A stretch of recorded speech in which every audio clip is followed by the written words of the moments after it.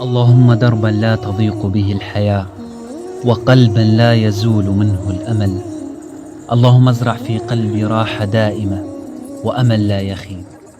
اللهم امين يا رب العالمين. يا صباح الفل والورد والياسمين عليكم جميعا. ازيكم يا بنات؟ عاملين ايه؟ يا رب تكونوا بالف خير يا رب.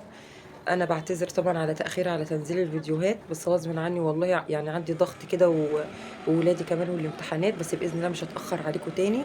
احنا رايحين فين بقى كده على الصبح انا وماما؟ هقول لكم رايحين فين، بس قبل ما نبدا الفيديو ما تنسوش تصلوا على النبي. اللهم صل وسلم وبارك على سيدنا محمد وعلى اله واصحابه اجمعين. ما تنسوش بقى تحطوا لي اللايك، وما تشوفوا الفيديو تكتبوا لي كومنت حلو من تعليقاتكم الجميله، تقولي لي رايكم ايه. احنا رحنا بقى فين الصبح؟ رحت انا وماما المستشفى، كانت اخر متابعه ليها عشان نطمن عليها ونشوف الدكتور هيقول لنا ايه ويطمنا باذن الله.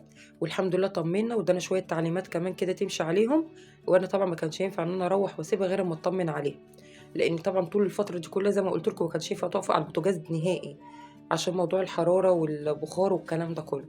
الحمد لله وطمنا، وقال لها انها تمشي على العلاج لفتره كمان شويه قدام. آه، بس والحمد لله. قلت بقى ايه، اعمل اكل خفيف وسريع كده، لان انا طبعا لسه هعمل الشقه كمان، لازم نسيب لها المكان نضيف وحلو، لان مش عايزاها انها تبذل مجهود عشان التراب وعينيها. بس انتوا عارفين بقى، طول طبعا مع عيالي موجودين وولاد اختي بيطلعوا، والدنيا برضو بيبهدلوها ما بطلوش، فانا لازم اسيب لها الدنيا رايقه وحلوه، عشان برضو ايه ما تحاولش انها تعمل حاجه وتتعب نفسها. حتى التوطية والله العظيم غلط عليها. بس فقلت بقى جبت بقى الكفتة دي جاهزة، بتيجي متبلة كده جاهزة من عند الجزار، ومتحطيش عليها توابل ولا أي حاجة، دوبك بس بتصبعيها وتحطيها في الصينية وتدخليها الفرن. المهم بقى أنا المرة دي اخترعت زي ما شفتها برضو على النت وكده، قلت أجرب، يعني الحياة تجربة، ايه المشكلة؟ بس المهم يعني قطعت بطاطساية وطماطماية وبصلاية وحبة فلفل أسمر كده بملح وحبة زيت صغيرين بس، وجبت بقى الكفتة فضيتها. باحط عليها شوية زيت بساط جدًا، وبعد كده أعجنها في قلب بعض كده حلو، وهابتدي إن أنا أصبّعها. وكنت مولعة المكرونة، مَيّة المكرونة كمان اتسلقت، وضربت القوطة وحضّرتها، يعني كل ده وأنا واقفة كده مع بعض مش هياخد وقت خالص. كنت ضاربة بقى طبعًا الصلصة محضّراها. أنا عندي في البيت صراحة باعملها باحط فص توم، ماما ما بتحبش تحط معاها حاجة خالص. حطيت شوية الزيت والصلصة وملح وفلفل بس، سِبتها بقى تتسبِّك. بُصّوا بقى الكفتة حطيت عليها شوية زيت وعجنتها حلو، وابتدي إن أنا أصبّعها. بس أنا عن نفسي يعني بصراحة ما حبيتش الطريقة دي، أنا أول مرّة أعملها زي ما قُلت لكم، بس ما حبيتش الطريقة دي، حسيت إن الحاجة اللي تحتها اللي في الصينية دي اللي تحت الكفتة طرّيتها أوي زيادة عن اللزوم. اضطريت إن أنا أولّع لها طبعًا الشواية تاخد وِش من فوق، تتحمّر شوية، بس حاسة إنها ما ضبطتش معايا أوي، فبصراحة ما عجبتنيش، أو الله أعلم ممكن يكون أنا عاملة الطريقة غلط، مش عارفة، بس الطريقة ما عجبتنيش، مع إن الحاجة اللي تحت منها ديّة لمّا استوت وكده، عملت كده زي الصوص، كان طعمها جميل جدًا، والله حطيتها يعني حتى لو هتاكليها بعيش أو تحطيها على المكرونة كان طعمها جميل، أو مع الرز كان طعمها حلو. خلّصتها بقى كده كلّها وولّعت عليها البوتاجاز، إلا بقى لمّا باقعد أتناقر أنا وماما بقى على وصفات الأكل، هي عايزاها بالطريقة المعتادة اللي هي متعودة عليها، وأنا باحب إن أنا أخترع، فساعات بتعترض وآخد بقى الباقي بهدلة، فأنا أقول آخدها من قصيرها أحسن وأعمله. بصراحة ربنا المرّة دي الكفتة ما عجبتهاش، فأنا قُلت بعد كده لأ، الأفضل إن أنا أعمل الطريقة اللي هي عايزاها، وبلاش آخد بقية اليوم بتاعي بهدلة. بس بس هي كان عندها حق. الكفتة كانت طرية جدًا والله، مش عارفة الطريقة دي ما حبيتهاش خالص، هي مش عايزة أي حاجة تحتها، هي عايزة إنها تتصبّع تتحط في الصينية وتخش الفرن بس، تطلع بصراحة طعمها جميل جدًا. قطّعت هنا كمان البطاطس أهيّة، قُلت أحضّرها وبعد كده أعمل السلطة كمان، بس ده برضه ما يمنعش إن ماما بتحب أكلي، ما بتاكلش إلا من إيدي، والله العظيم بتحب أكلي فعلًا. أنا متعلمة الحاجات الحلوة دي كلها منها، الوصفات والطريقة والحاجات الحلوة دي كلها منها، بس أنا مهما أتعلم ومهما أعمل مش هيجي زي نفسها في الأكل. أنا باحب آكل من إيديها أوي، ربنا يديها الصحة والعافية يا رب، ويشفيها ويتم شفاها على خير ويخليها لنا ويبارك في عمرها، ويعني يعني مش عارفة الواحد يقول ايه، من غيرها بصراحة ربنا مش هيبقى ليا لازمة في الدنيا.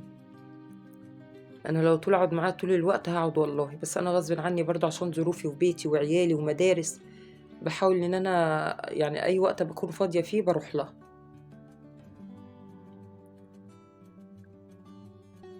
عملت السلطة كمان. السلطة بحب اعملها جنب الكفتة بقى والمكرونة، السلطة البلدي دي بقطعها كده كبير شوية، ما بحط ما يعني مش بقطعها صغير زي بتاعة الكفتة المحلات، بحاول ان انا اقطعها قطع كبيرة شوية. حط الملح وحبة الليمون ومية، مية ساقعة كده عليها. بس الصلصة هنا كانت اتسبكت. هحط كمان المكرونة. الاكل جاهز معايا على طول، ما خدش وقت.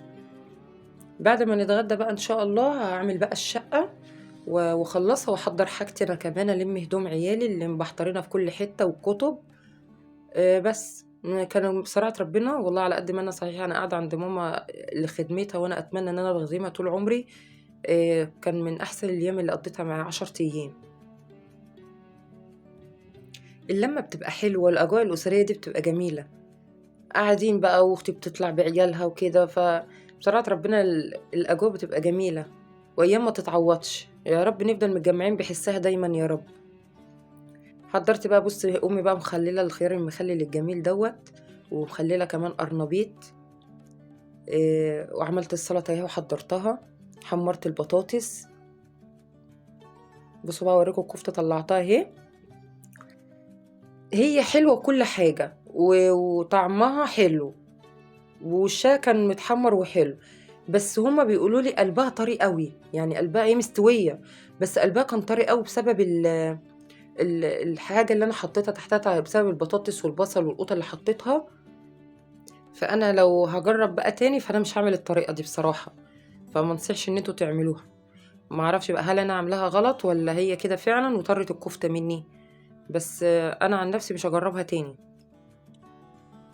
ابص الصوص اللي طلع البطاطس مع القوطه مع البصل كان طعمها صراحه جميل، بس المشكله انها طرت الكفته مني.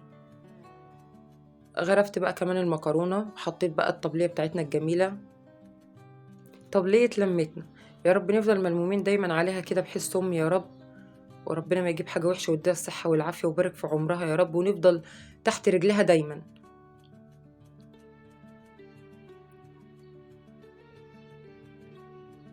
بصوا كده الأكل بتاعنا اهو، بتاع النهاردة كان خفيف وسريع وما خدش وقت.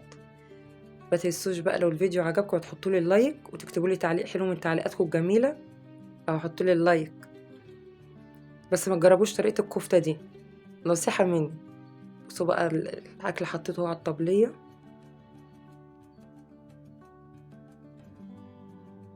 أسيبكم في رعاية الله وحفظه، فيديو جديد بإذن الله. السلام عليكم ورحمة الله وبركاته.